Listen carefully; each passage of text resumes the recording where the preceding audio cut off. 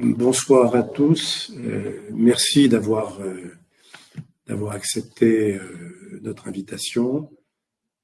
Alors, pour parler d'un sujet qui est somme toute assez compliqué et qui, alors on essaiera d'être clair, dans la mesure du possible, et qui est, je pense, important pour nous tous, puisque voilà, il s'agit de décrire le modèle de marché qui sera le nôtre à partir du 1er janvier 2026.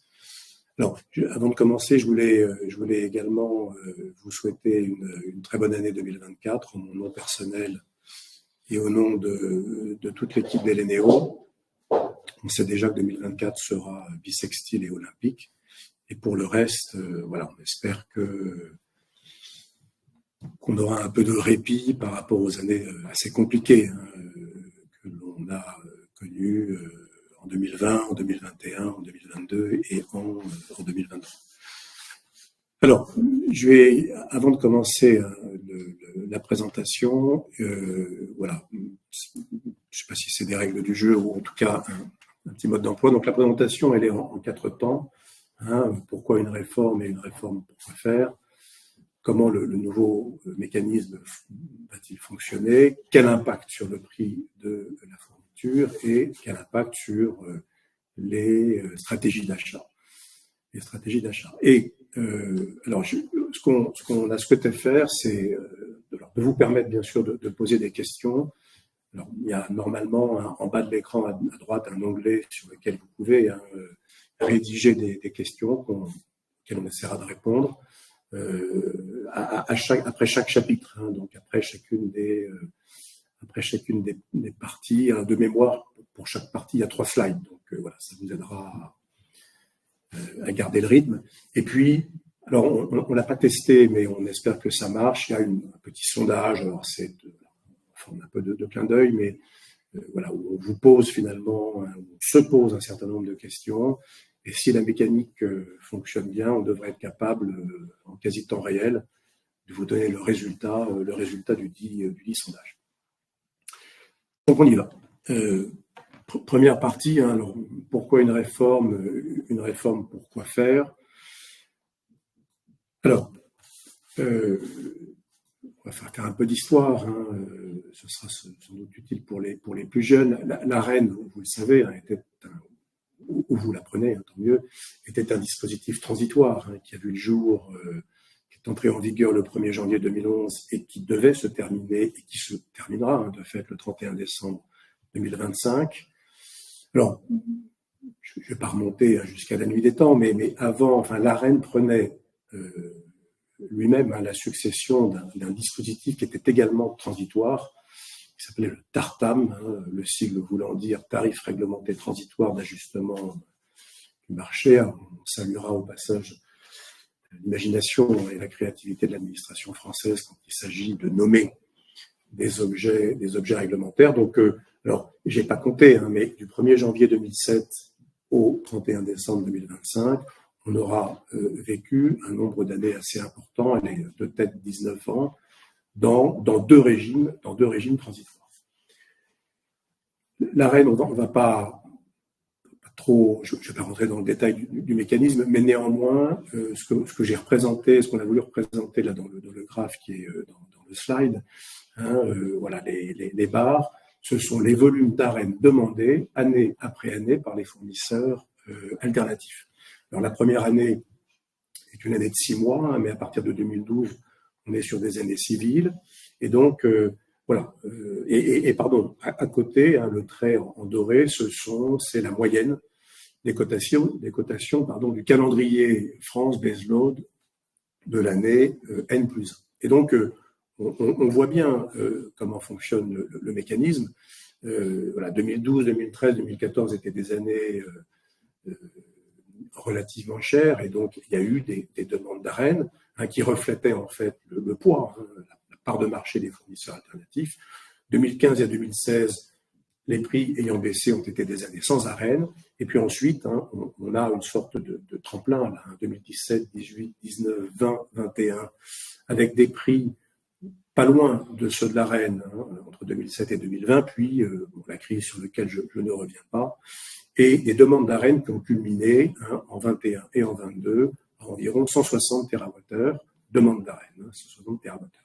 Et puis ensuite, il y a une baisse alors, qui est liée à une perte de part de marché des fournisseurs alternatifs en 2023, et puis à une baisse du coefficient de bouclage en 2024. Le coefficient de bouclage inchangé, 2024 aurait été proche de 2023. Une autre façon de... Voilà. Alors, et donc première raison, ce mécanisme étant borné dans le temps, il fallait en changer. Alors, le changement, il a été préparé gouvernement et par l'administration tout au long de l'année 2023, qui est donc une année de crise, d'accord, même si les prix ont baissé en 23 par rapport à 22. Et alors, je le dis de manière un petit peu triviale, pardon, mais il est clair que par rapport à la situation qui prévalait en fait en 2010, au moment de la création de l'ARENH, voilà, par rapport, on est dans une situation très différente où l'État doit ménager la chèvre et le chou. Alors, le diagramme est un peu compliqué, mais vous allez vite comprendre. On a le trait là, doré, alors qui est presque plat en fait, entre 2011 et 2020, c'est la moyenne des prix spot en France. Et puis, voilà, après ça monte, on le comprend, 21, 22, puis ça redescend en 23. Et les barres, c'est la perte d'opportunité pour EDF, liée à l'ARENH. C'est quoi cette perte d'opportunité? C'est que, alors, tout ça est contestable, mais il s'agit d'essayer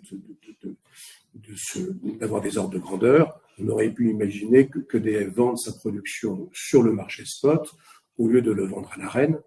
Et ce faisant, ce que l'on voit, c'est... Et donc, voilà, le marché ayant été alors autour de 42 €, là aussi je vais vite, entre 2011 et 2020, pardon, on voit qu'à fin 2020, finalement, le mécanisme n'a pas coûté si cher que ça à EDF.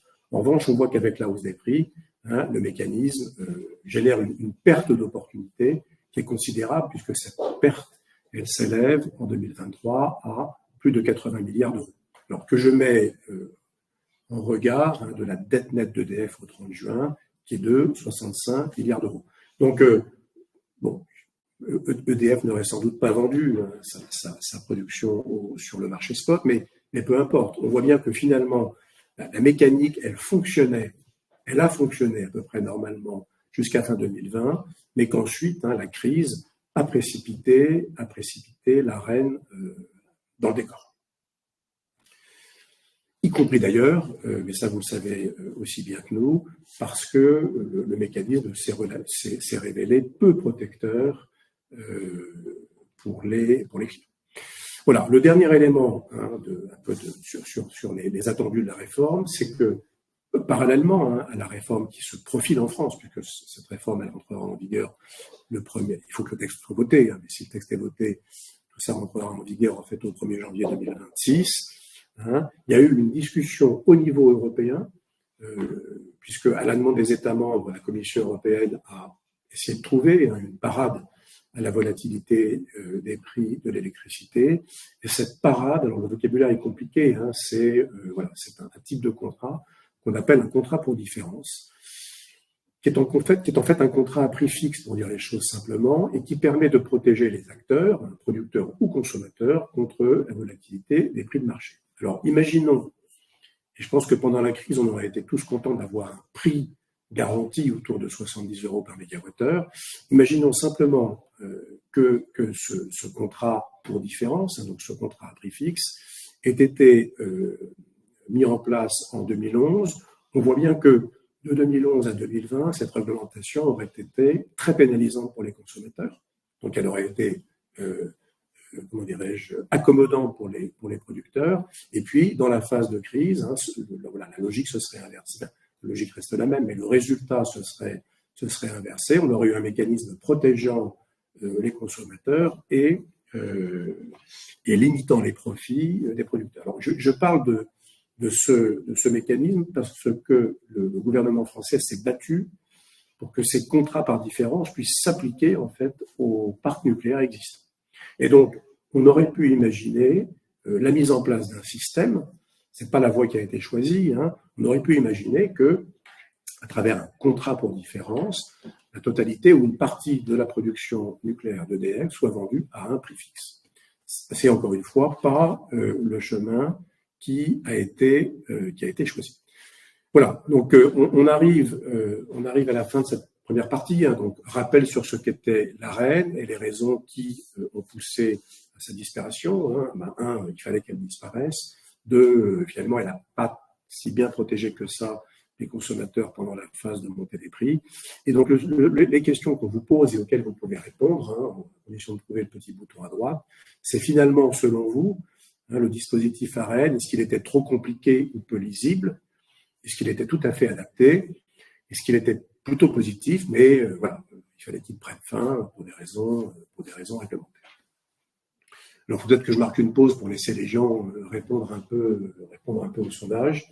Voilà, je vous laisse une minute pour que vous puissiez poser vos questions ou répondre au sondage. On n'a pas prévu de musique et je ne chanterai pas. Je ne sais pas faire. Donc voilà, un peu de silence pour vous permettre de rédiger.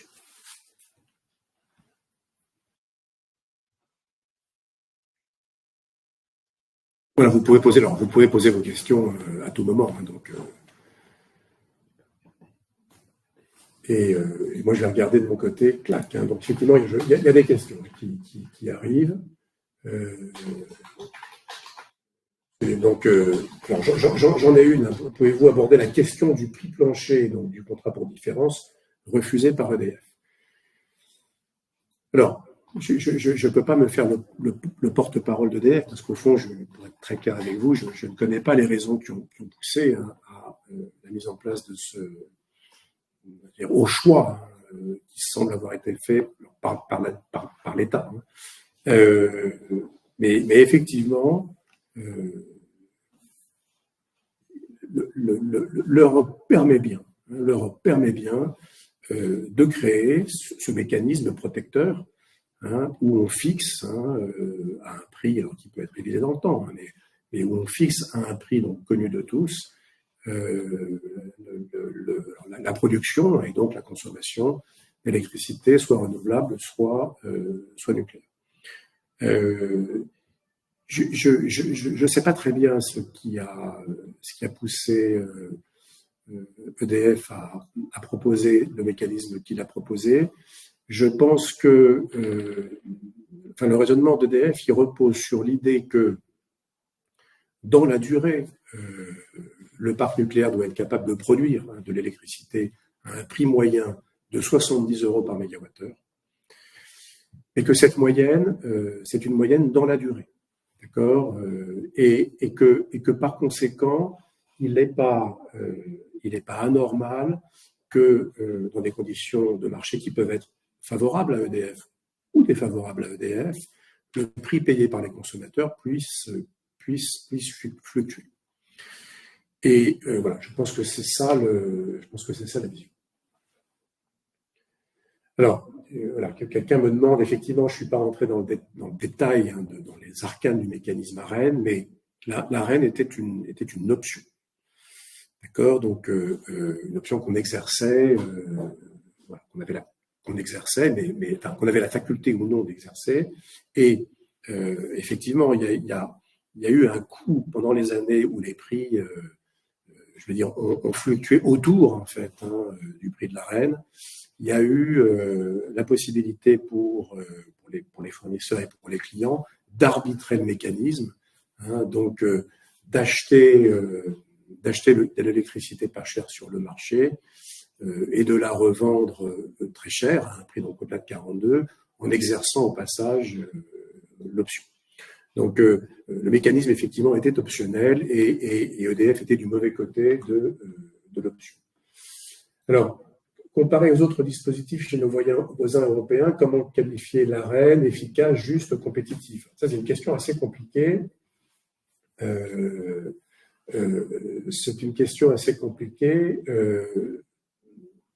parce que, bon, chez nos voisins, pour être tout à fait clair, il n'y a pas grand-chose. Hein, nos voisins italiens, allemands, espagnols. Alors, je laisse de côté la phase aiguë de la crise, où des mécanismes protecteurs ont été mis en place un peu partout en Europe, hein, mais en dehors de cette période de crise, nos voisins européens ont payé des prix indexés sur les prix de marché. Alors, ça ne veut pas dire pour autant qu'il aurait été juste qu'il en soit de même en France. La France a cette particularité hein, d'avoir un parc nucléaire qui couvre une part tout à fait substantielle de la consommation d'électricité. Et donc, voilà, enfin, dans l'esprit du législateur, en 2011, il n'était pas anormal, il était même souhaitable hein, que le prix, la compétitivité du nucléaire ruisselle en quelque sorte hein, jusqu'au consommateur. Moi, ce que je voudrais dire, je ne veux pas être trop technique, mais ce que je voudrais quand même dire, c'est que quand on regarde, hein, je reviens 30 secondes en arrière, mais quand on regarde la courbe, on se rend compte que finalement le prix de 42 € entre 2011 et 2020, il a été sans doute assez proche de ce qu'on appelle dans notre jargon, hein, pardon d'être un peu technique, les coûts marginaux de court terme. Mais il n'a pas forcément permis, alors à EDF ou à d'autres électriciens dans d'autres pays, hein, de constituer des réserves pour préparer la suite. Hein, on comprend bien que quand on est une compagnie d'électricité, il faut avoir un prix qui reflète les coûts d'exploitation. Il faut aussi être un peu capable de mettre de côté pour le moment venu investir. Et donc, voilà, il y a dans la mécanique de l'ARENH, la partie relative à la préparation de la suite, en fait, n'est pas forcément très, très présente.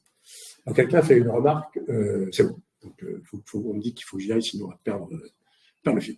Alors, comment fonctionne le nouveau mécanisme? Soyons très clairs. Oui, sondage. Sondage, alors, attendez, est-ce que j'ai les résultats du sondage? Clac. Alors, le résultat du sondage, il faut que je soumette le vote, quoi. Le bouton à droite. Attendez, c'est Cognac G. Quelqu'un vient m'aider parce que je ne suis pas bon. Ah oui, c'est ça. Voilà les résultats. Alors, le résultat, je vous le donne. Alors, on pourrait faire un sondage sur le résultat du sondage, il ne faut pas exagérer. Le dispositif ARENH était, selon vous, plutôt positif, mais il devait prendre fin 59%. Trop compliqué et peu lisible, 24%. Donc là, on sait déjà qu'on s'adresse à un public d'experts, mais je m'y attendais. Et tout à fait adapté, 17%. Finalement, on a le sentiment que la majorité comprend que ce dispositif voilà, devait, à un moment ou à un autre, s'arrêter. Alors, on avance parce que je suis vite. Alors, comment le nouveau mécanisme fonctionne-t-il? Alors, nous, on dispose, les informations dont on dispose, c'est la déclaration du ministre, hein, de Bruno Le Maire. C'est ensuite comment dirais-je, le papier de la DGEC, hein, la concertation hein, lancée par la DGEC, et puis il y a un texte de loi hein, que tout le monde peut se procurer, sachant qu'effectivement, hein, ce mécanisme deviendra applicable qu'une fois que le Parlement se sera prononcé. Alors, a priori, le Parlement devrait examiner le texte dans le courant du premier trimestre. Hein, voilà. En tout cas, on peut imaginer quand même qu'au 30 juin, on aura l'ensemble des textes. Le premier élément, c'est que, alors, contrairement à la phrase célèbre « le roi est mort, vive le roi », là, on ne peut pas dire « la reine est morte, vive la reine », il n'y a plus de reine. Et donc, on va se retrouver, je pense que c'est dans cet ordre-là qu'il faut prendre les éléments, on va se retrouver dans un mécanisme qui est un mécanisme de marché. Alors, on essaie de faire un graphique de ce que c'est qu'un mécanisme de marché, mais vous connaissez ça. On a un marché de gros, hein, qui est un marché amont, sur lequel échangent des fournisseurs qui viennent plutôt acheter de l'électricité, des producteurs qui viennent plutôt en vendre, et des opérateurs de marché, des traders qui peuvent acheter ou vendre. Et puis, le prix qui se forme en fait sur ce marché de gros, ce marché amont, sert de référence aux transactions qui sont conclues sur le marché aval ou le marché de détail entre des fournisseurs d'une part et les clients, hein, clients consommateurs d'énergie. Je pense que tout ça est bien connu. Et au fond, hein, au stade où nous en sommes, je pense que c'est ça qu'il faut retenir. On quitte un mécanisme régulé pour être vers quelque chose, vers un modèle de marché qui est un modèle de marché dérégulé, à l'image finalement de ce qui se passe dans les autres pays de l'Union européenne. Alors, c'est pas complètement vrai. C'est pas complètement vrai. Pourquoi? Parce que ce que le mécanisme prévoit, c'est un système qui vise à protéger les consommateurs quand les prix de l'électricité sont élevés. On verra un petit peu plus tard ce que veut dire le mot élevé, mais comment tout ça marche? Encore une fois, je rappelle, on est dans un mécanisme de marché. Les clients achètent de l'électricité à leurs fournisseurs à des prix qui reflètent les conditions de marché. Et ça, voilà, ça c'est la partie de gauche, le prix de la fourniture. Si les prix sont trop élevés, alors il y a un versement qui s'appelle dans le projet de loi un versement universel nucléaire, qui est une forme de ristourne, de soulte, de rabais, qui est donc un montant exprimé en euros par mégawattheure et appliqué à chaque point de livraison, objet du contrat, et qui va minorer le montant à payer par le client. Donc, à ce stade, c'est relativement simple. J'ai un prix de fourniture et sur ma facture, dans des conditions sur lesquelles je vais revenir, quand les prix sont trop élevés, finalement, on me redonne, on m'accorde un rabais qui s'appelle un versement universel nucléaire, et cette minoration universelle voulant dire qu'elle s'applique à tous les clients, elle est liée à la compétitivité du parc nucléaire. Alors, comment donc ce versement, cette taxe négative en quelque sorte, il faut que quelqu'un la finance. Celui qui va la financer, c'est l'exploitant du parc nucléaire historique. Et donc il faut prélever un montant à cet exploitant, donc à EDF producteur, et donc le mécanisme repose sur l'idée suivante, on taxe en fait les revenus du parc nucléaire historique lorsque le prix de vente annuel moyen, c'est là qu'on commence à rentrer dans les choses un petit peu plus compliquées, du dit parc dépasse certains seuils. Donc voilà, pour imaginer, voilà, EDF est un animal bicéphale, il y a un pôle qui est amont, qui est le parc nucléaire. Ce parc nucléaire, il vend de l'électricité, soit à EDF, soit à des concurrents d'EDF. Et puis, en fin d'année, on est capable de constater, EDF producteur devra tenir comptabilité appropriée, on est capable de calculer le prix moyen auquel la production nucléaire a été vendue. Tant qu'on est en dessous d'un seuil, alors j'ai indiqué ici 80 € par mégawattheure, mais il faut que je fasse une remarque, parce que le texte de loi, le 80 € par mégawattheure ne figure pas dans le texte de loi, mais tant qu'on est en dessous d'un seuil qu'on va appeler le seuil bas, les ventes du parc ne sont pas taxées. Entre ce seuil bas, ici 80 € pour l'exemple, et 110 € par mégawattheure, les revenus du parc nucléaire sont taxés à 50%. Et quand le prix est au-dessus d'un seuil haut, 110 € par mégawattheure, alors les revenus du parc sont quasiment confisqués puisque 90% des revenus sont prélevés. Voilà la mécanique, d'accord? Il y a donc un taux de taxation progressive en fait sur les revenus du parc nucléaire historique. Alors, j'ai voulu faire simple dans la présentation. Dans le texte de loi, les choses sont écrites un peu différemment. Donc là, je lis mes notes parce qu'effectivement, c'est compliqué.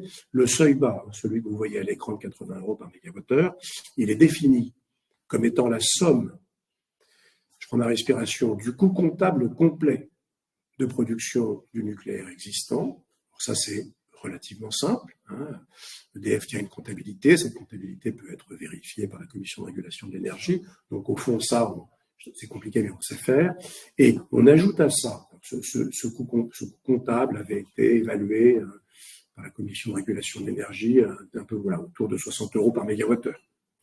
EDF ayant sa propre évaluation, qui était un peu plus élevée de mémoire, mais pas forcément beaucoup plus. Après, on ajoute à ce coût comptable Et là, je lis, les coûts encourus par l'exploitant, par EDF, pour la réalisation des installations électronucléaires mentionnées à l'article L141.1 du Code de l'énergie. En clair, mentionné dans la programmation pluriannuelle de l'énergie. Donc ça, pour être très honnête avec vous, je ne suis pas sûr de comprendre exactement ce que ça veut dire. Bon, je déduis que ces coûts sont, a priori, ne sont pas négatifs. Donc, il y a des éléments qui viendront s'ajouter au coût comptable pour former le niveau du seuil bas, voilà, que j'ai indiqué dans ma présentation comme étant égal à 80 € par mégawattheure. Le prix qui avait été énoncé par le ministre, c'était 78 € par mégawattheure 2022. Voilà, j'ai mis 80. Le deuxième seuil, ce que dit le texte de loi, c'est que ce seuil ne peut pas être inférieur à 110 € par mégawattheure. Donc, bon, c'est un petit peu plus compliqué que ce que j'indique, mais la mécanique, pour autant, est un peu la même. Voilà, voilà le mécanisme, qui devrait prendre la succession de la reine. Alors, de nouveau, voici le sondage. Le dispositif qui remplacera la reine vous semble à ce jour plutôt positif, même s'il faut attendre de voir comment il est mis en œuvre. Ce dispositif semble plutôt être un pas en arrière par rapport à la reine, et ça voudrait dire, donc je vous demande de ne pas voter pour le point 3, que je n'ai pas été clair, je plaisante, où on ne voit pas très bien comment cela va fonctionner dans les faits. Voilà, et donc je vais regarder pour le coup si on a des questions. Alors, bon, il n'y a que malheureusement que des bonnes questions. Comment est défini le prix de vente annuel moyen? Est-ce la somme des revenus dus à la vente d'électricité divisée par la quantité d'électricité produite sur l'année glissante? Oui, le prix de vente moyen, c'est des montants en euros divisés par des volumes. Donc c'est exactement ça. C'est un chiffre d'affaires, tel qu'on peut l'appréhender en comptabilité, divisé par des volumes qui, eux, sont mesurés parce qu'on sait mesurer ce qui est la quantité d'électricité d'origine nucléaire consommée. Alors, au passage implicite dans cette question, il peut y avoir un peu de spot, donc effectivement, le prix moyen ne sera connu avec exactitude qu'à la fin de l'année de livraison. Donc, le dispositif rentrant en vigueur le 1er janvier 2026, on ne connaîtra ce coût qu'en janvier 2027. Donc, on a un problème de non-connaissance avec exactitude du dit prix moyen pendant l'année de livraison. Alors, il y a énormément de questions. Quelle est la place du mécanisme de capacité dans ce dispositif, sachant qu'avec la REN, on avait de la capa évaluée à 0? Alors, très bonne question, j'ai malheureusement pas la réponse. Dans le projet de loi, il y a un volet, alors le projet de loi est plus vaste que la description du mécanisme. Il y a un volet sur une réforme en fait du mécanisme de capacité. Moi, je n'ai rien lu dans le texte qui indique si, comme dans le cas de la REN, quelque part, l'acquisition d'électricité nucléaire emporte transfert de la capacité associée. Donc, j'aurais envie de dire, a priori, la question de la capacité, le coût de la capacité vient en plus de ce mécanisme. Mais là, je suis sûr d'avoir bien, le mécanisme n'est pas suffisamment précis. Alors, vous parlez du parc nucléaire historique. Est-ce que cela signifie que les nouvelles futures centrales sont exclues du dispositif? Oui, d'accord. Parce que ce mécanisme ne concerne que le parc nucléaire existant. Il y avait une question, comment avoir la certitude qu'EDF ne va pas faire du dumping sur les grands clients et faire payer le prix de marché au-dessus de 80? Alors voilà, est-ce que le mécanisme est manipulable? j'en suis pas complètement sûr. Enfin, ce qu'on a reproché quand même au mécanisme, au design de marché européen, c'est que finalement, les prix en Europe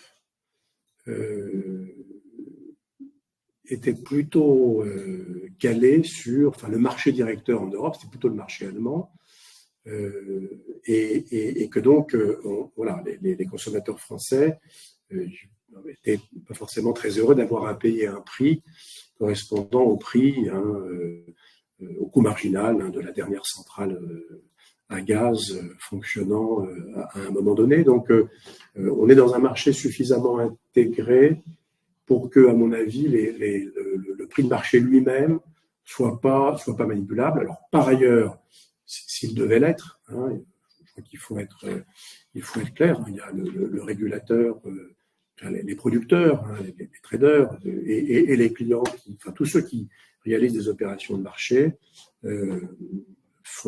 produisent un reporting assez précis, très précis même aux régulateurs. Et donc on verrait en fait les opérations de manipulation qui peuvent toujours exister. Le régulateur a les moyens de les vérifier. Comment les fournisseurs alternatifs vont-ils pouvoir faire des offres? Ils vont faire des offres de marché.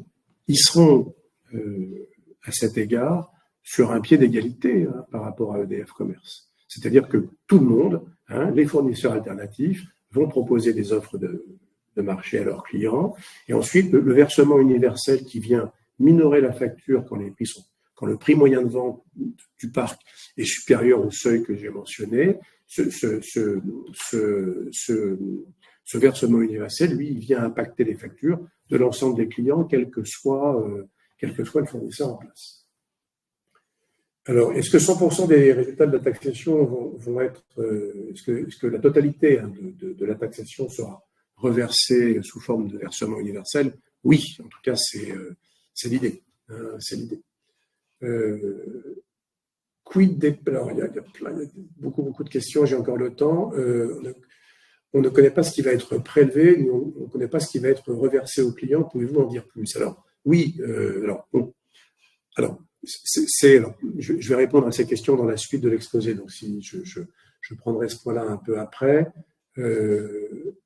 Cette minoration du prix à payer, le client en bénéficie a priori ou a posteriori? Là aussi, je vais répondre après. Je regarde concernant le contrat passé entre EDF et ArcelorMittal. Cela n'aura quid des PP. Alors, alors, je ne le connais pas, le contrat entre EDF et ArcelorMittal, mais enfin, la presse en a fait l'écho. À côté de ce mécanisme, d'accord, il y a la possibilité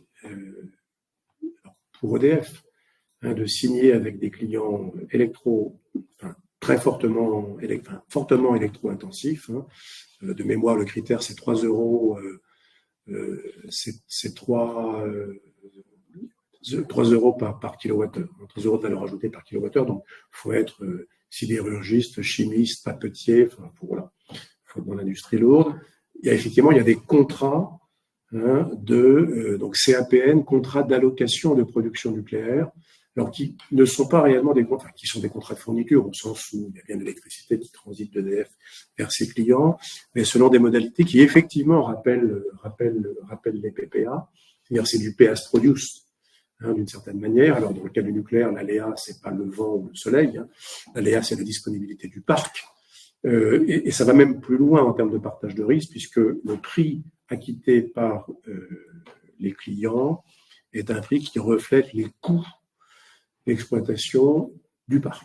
Alors que dans un PPA, la plupart du temps, on a un prix fixe ou un prix indexé, mais sur un index public, qui ne reflète pas les coûts effectivement supportés par le producteur.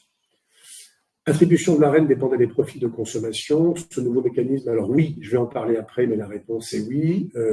A-t-on une idée du montant qui sera versé en 2026? Alors oui, moi j'ai une idée, mais j'y viens après.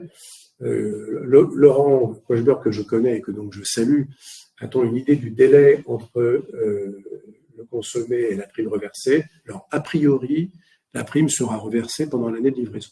Sur la base, encore une fois, je vais essayer de l'expliquer, une prévision de ce que sera le prix moyen de vente d'EDF, établi par la Commission de régulation de l'énergie. Je viens à ce point-là après.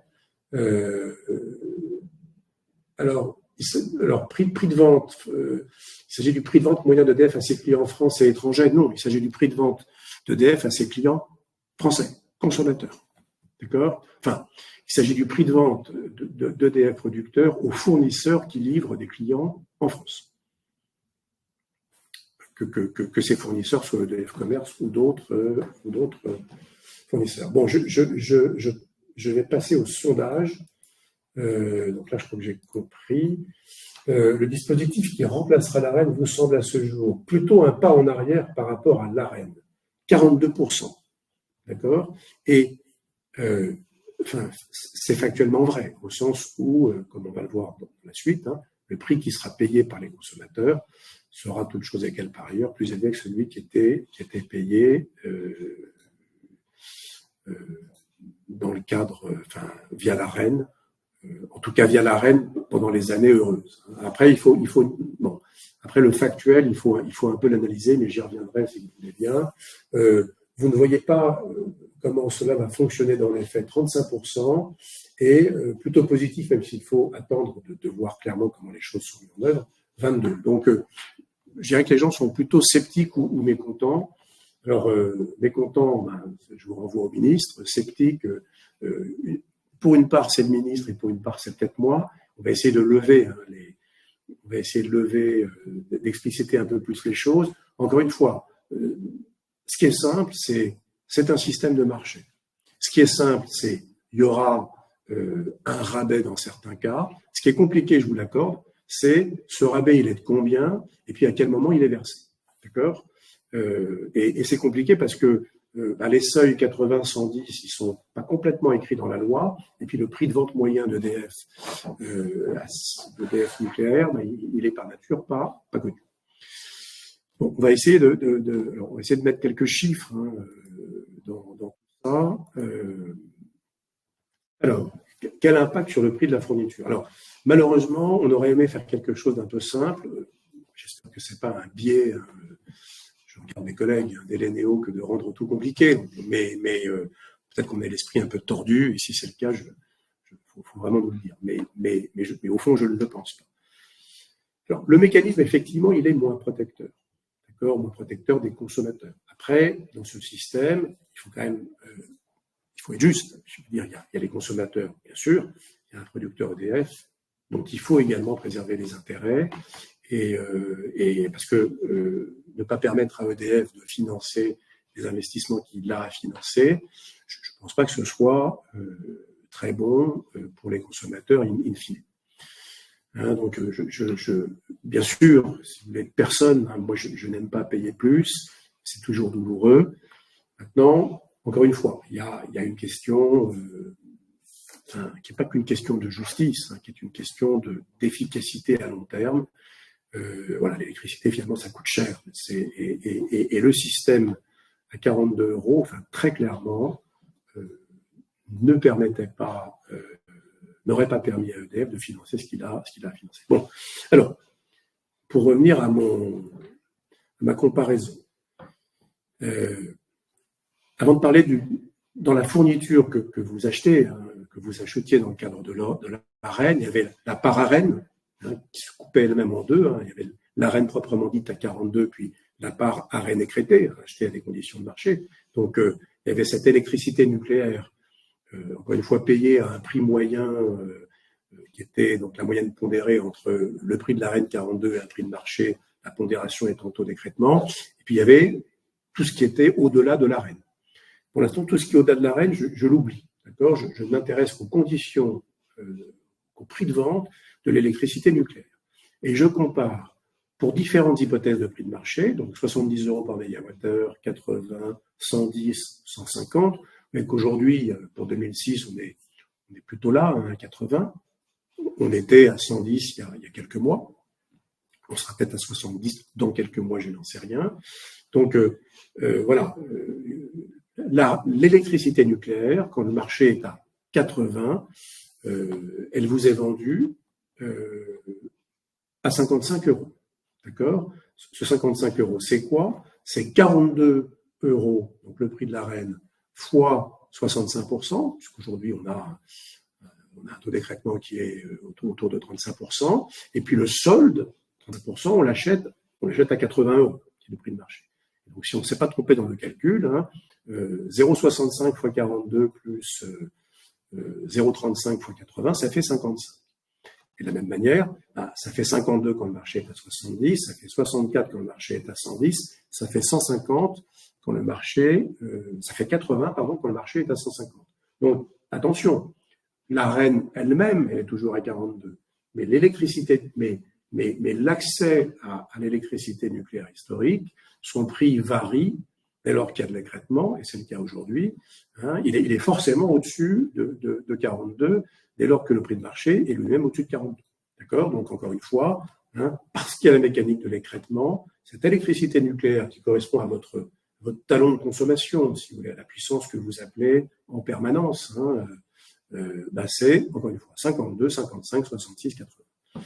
Dans le nouveau système, quand l'électricité nucléaire vendue par le parc, elle est vendue à 70 euros quand le marché est à 70 euros, d'accord, parce que il n'y a pas de versement universel.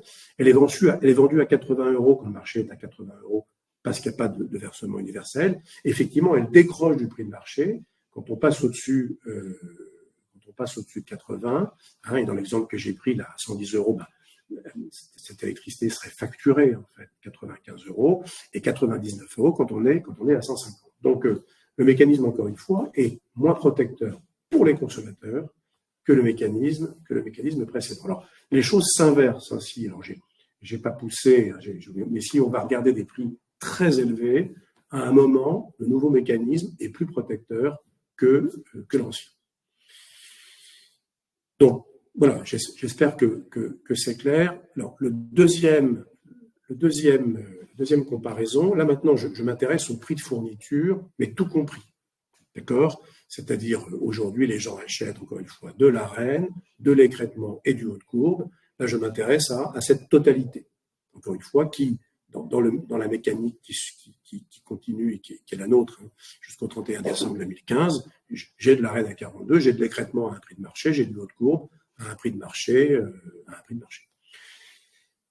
Un client qui aurait un droit à Arenh de 100%, typiquement, si vous voulez, un client qui a une courbe de charge complètement plate, d'accord, au prix de marché d'aujourd'hui, en considérant le calendrier France-Bezlo 2026, qui est à peu près à 80 euros, un client qui a un droit à Arenh représentant 100% de ses besoins, il paye 55 euros à cause de l'écrêtement. 0,65 fois 42, plus 0,35 fois 80. Dans le nouveau mécanisme, il paiera 80.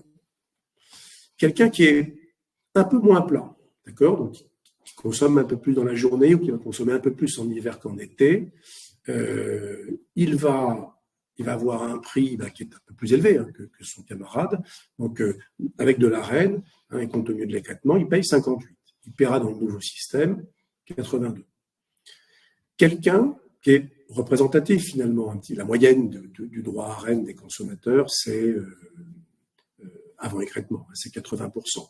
Donc un client consommant un peu plus la journée que la nuit, un peu plus l'hiver que l'été, et qui donc aurait un droit à Arenh de 80%, il paierait son électricité 60 euros, toujours avec les mêmes hypothèses, 80 euros par mégawattheure pour le prix de marché, 35% d'écrêtement, et dans le nouveau système, 84.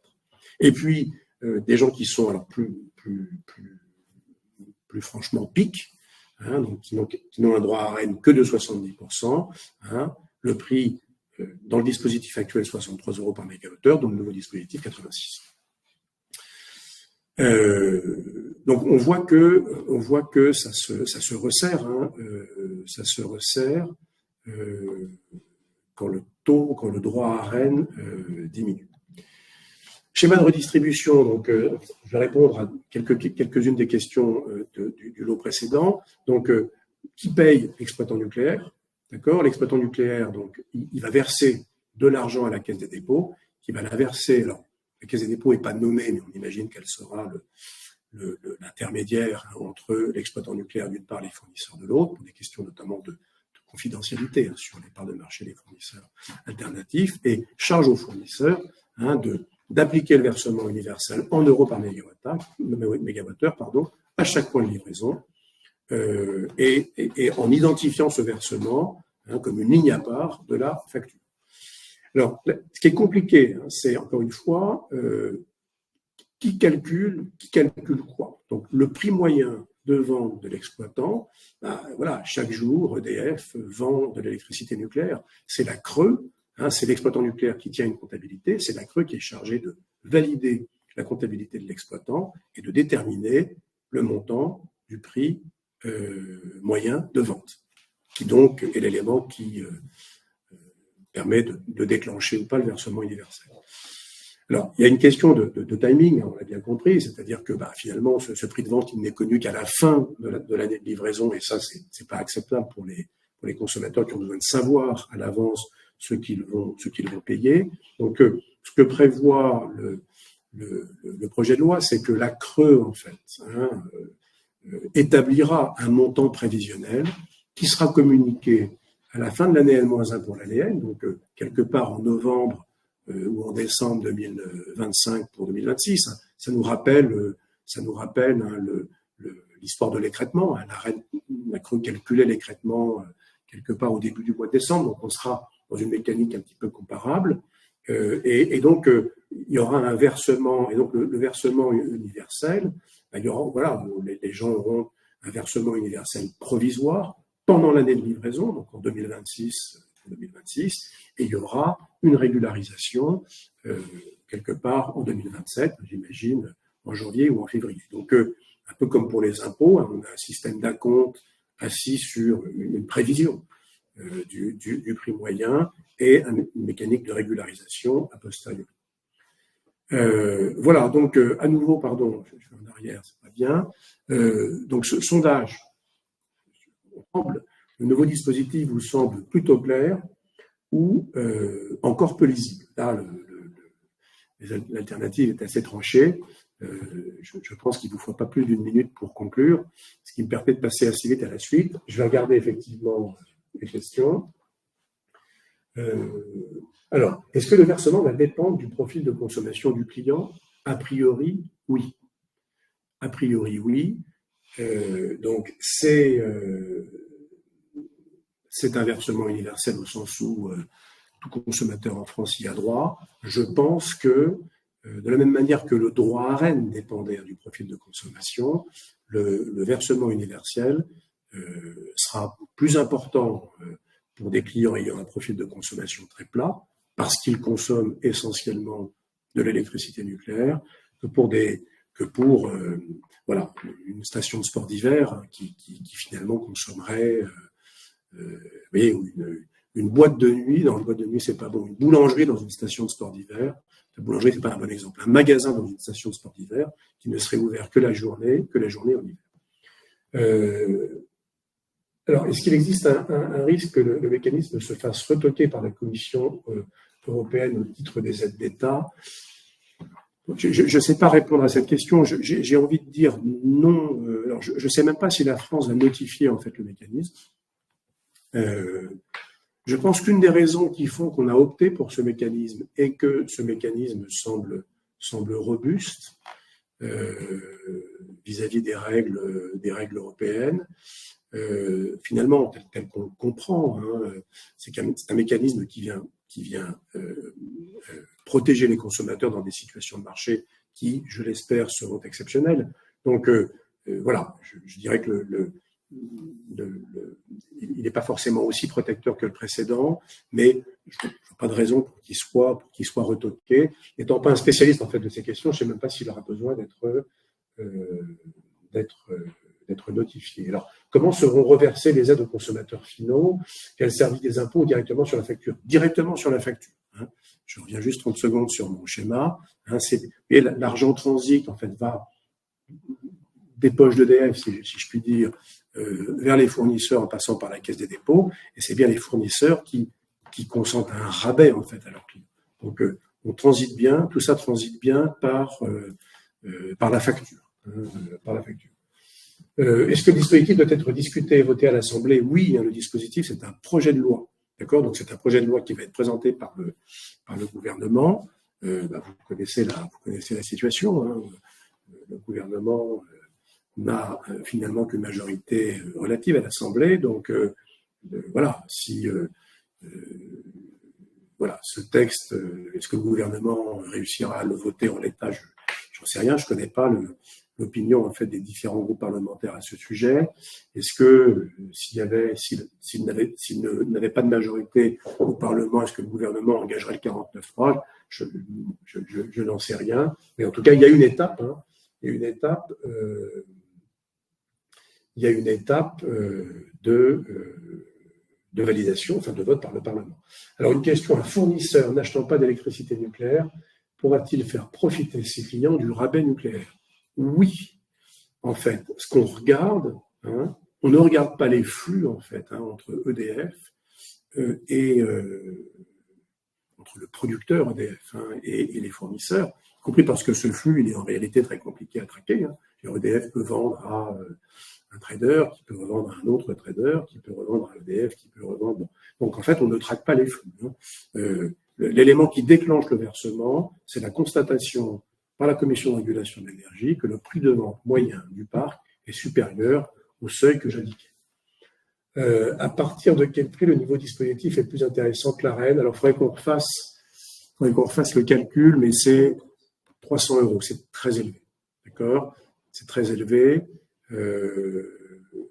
On a connu, voilà, ce serait ces prix-là, on ne les a trouvés finalement alors ce serait un prix moyen de 300 €. On a trouvé ça voilà, vraiment dans une phase de crise extrêmement aiguë. Oui, alors s'agissant d'un ruban d'énergie, y aura-t-il une période particulière de calcul? Alors nous, on pense que oui, c'est-à-dire que encore une fois, ce versement, hein, cette somme d'argent cette manne, en quelque sorte, sera allouée aux différents consommateurs en fonction de leur profil de consommation. Plus on est plat, plus on aura relativement plus de versements. D'accord? Quelqu'un qui serait uniquement pic aurait un versement plus limité. Voilà, attendez, est-ce qu'il y en a d'autres que j'ai pas vu? Il en restait une, mais je l'ai perdu de vue. Terrible. Mais on va s'améliorer techniquement, hein, mais voilà, ça repasse. Il y avait une question qui était intéressante. Est-ce que les ventes d'EDF liées au dispositif CAPEN rentrent dans ce calcul? Non. Les ventes d'EDF dans le cadre des contrats d'allocation de production nucléaire, enfin plutôt oui, ça désintéresse, donc voilà, ne rentre pas dans le calcul. C'est ça, Guillaume. Au contraire, ça rentre dans le calcul. Ça ne rentre pas dans le calcul. Oui, ça exclut du calcul. L'obligation EDF se désintéresse de son obligation, en quelque sorte, en signant des CAPEN. Alors, question importante, hein, tous les consommateurs reçoivent le versement universel indépendamment de la manière dans laquelle ils ont acheté? Oui. D'accord?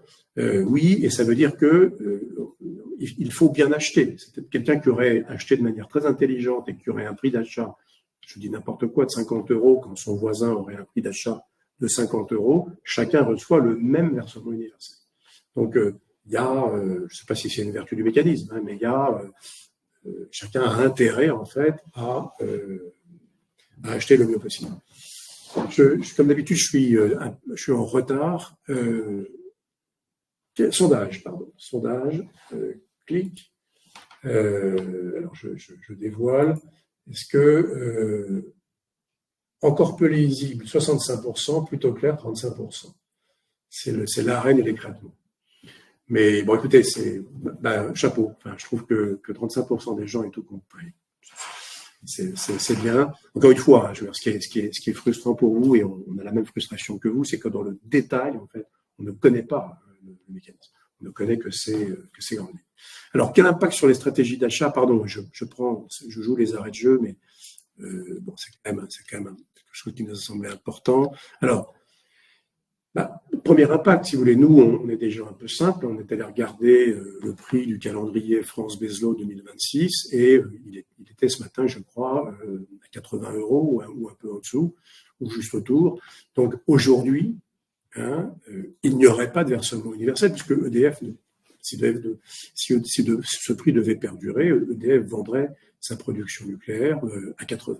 Donc on serait en fait dans la question finalement du versement ne se poserait pas, on serait dans un système de pur marché. Et encore une fois, voilà, pour ceux qui ont trouvé la présentation compliquée, le mécanisme compliqué, ce qu'il faut quand même avoir en tête, c'est que finalement, si les prix baissent encore un peu, ou si les prix se maintiennent au niveau qui sont ceux d'aujourd'hui, pour 2026, en fait, la question du versement ne se pose pas. On est dans un système de marché pur.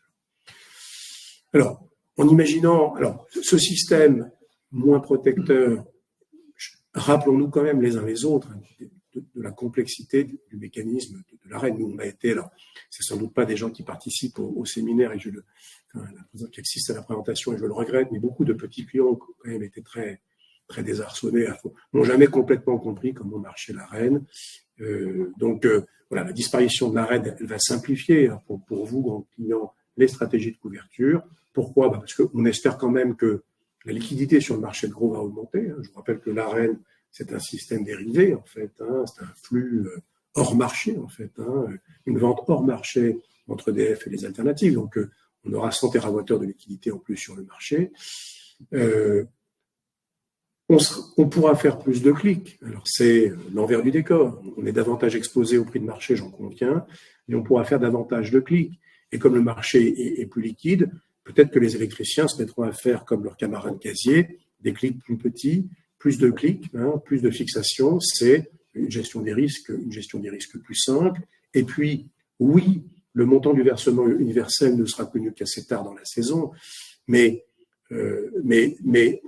avec la disparition de l'ARENH, disparaît l'écrêtement. Je vous rappelle que l'écrêtement était pour de très nombreux clients, peut-être pas les plus gros, mais quelque chose de très handicapant parce que difficile à gérer, notamment à anticiper dans le cadre des contrats qui étaient proposés.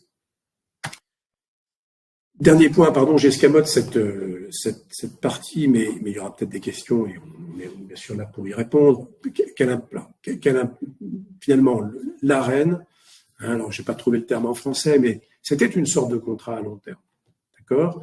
Alors après, l'écrêtement est venu compliquer la donne, mais on avait bien un contrat représentant une fraction connue de l'approvisionnement à un prix 42 €, lui aussi connu. Alors, il était révisable par le ministre, et il aurait pu l'être.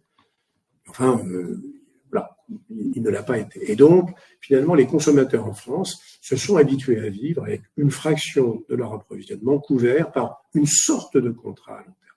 D'accord ? Même si, juridiquement, ce n'était pas réellement un contrat. La question que l'on pose, c'est de se dire, est-ce qu'il ne faut pas, pour le coup, contracter une part de l'approvisionnement à moyen / long terme. Alors, à quel moment on bascule dans le long terme, peut-être au-delà de 5 ans, pour se retrouver dans des conditions un peu équivalentes à celles qui prévalaient à l'époque de l'ARENH. J'entends bien la question.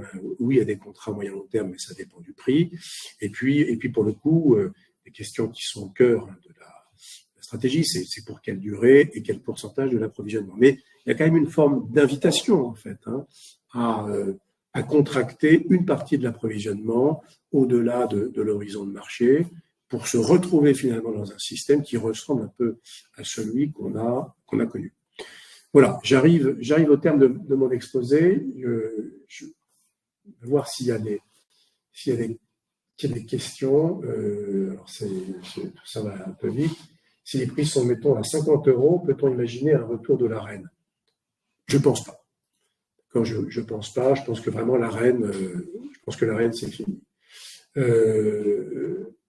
Quand est-ce qu'on aura les éléments définitifs ? Alors, je ne suis pas un spécialiste de droit de la concurrence, je ne suis pas non plus un spécialiste de droit public, mais j'interroge mes collègues du regard. Le gouvernement s'était engagé à ce que le texte soit voté au premier trimestre. Alors bon, allez, peut-être fin avril.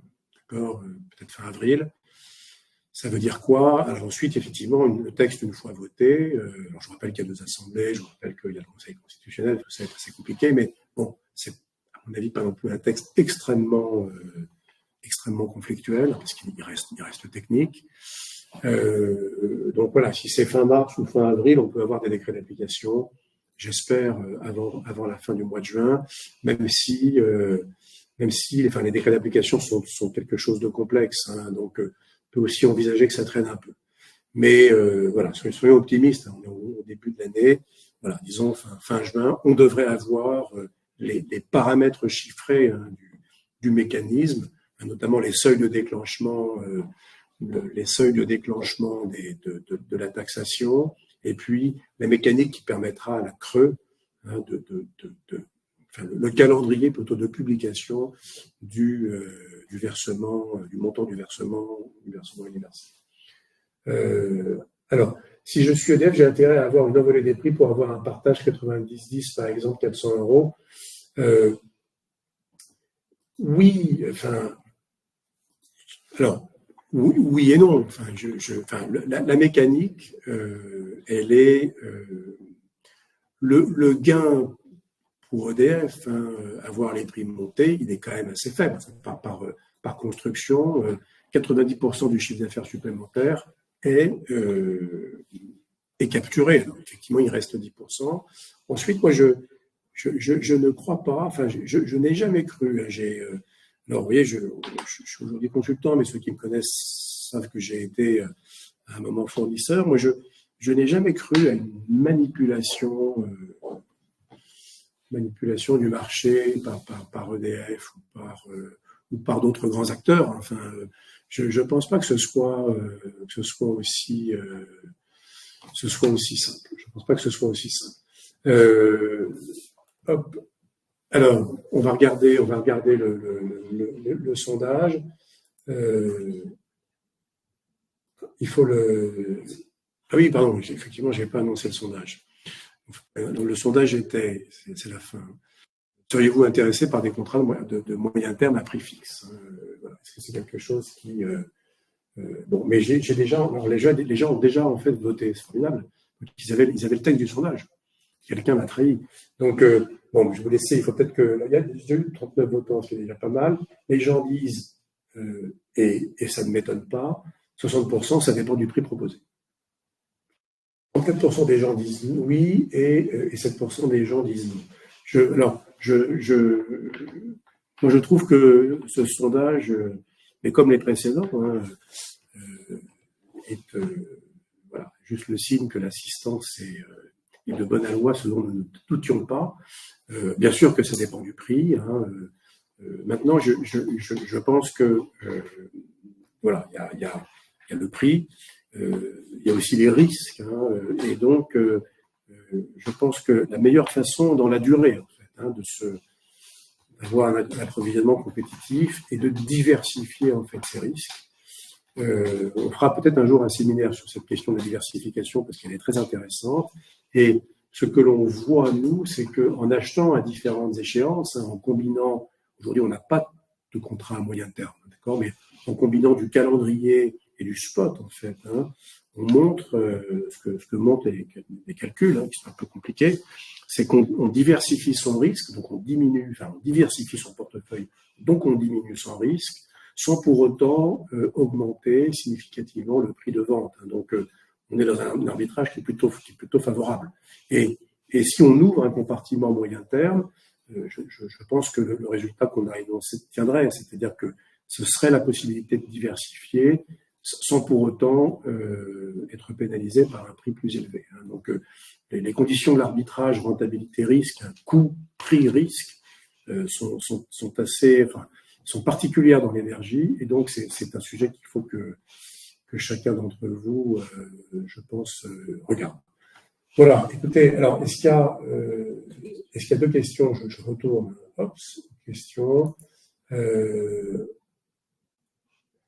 Quand aurons-nous la possibilité de négocier des contrats long terme pour des énergies intensives et comment en pratique? Je pense que cette possibilité, elle est ouverte, hein, parce qu'elle est indépendante en quelque sorte, hein, du mécanisme qui est proposé. Hein, donc elle est d'ores et déjà ouverte. Alors sur la question effectivement des éléments définitifs, les décrets d'application, j'ai envie de dire 30 juin parce que c'est mon jour de voilà, parce que je veux être optimiste, peut-être un peu plus tard.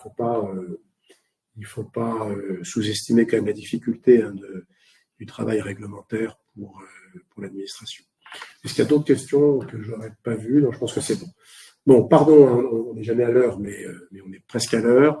Comme souvent, on escamote un peu la fin, mais on essaiera de mieux régler le timing.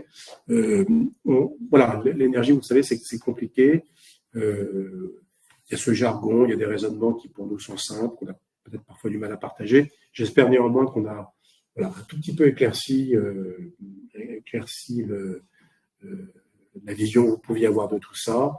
On est par ailleurs, bien sûr, à votre disposition. J'allais dire, notre nom est dans l'annuaire. Vous pouvez nous appeler pour qu'on puisse continuer ce dialogue un peu compliqué, puisque je vois un écran et je lis des questions, donc c'est un dialogue un peu indirect, mais voilà, il a néanmoins son intérêt. Merci à tous, bonne soirée et à très bientôt.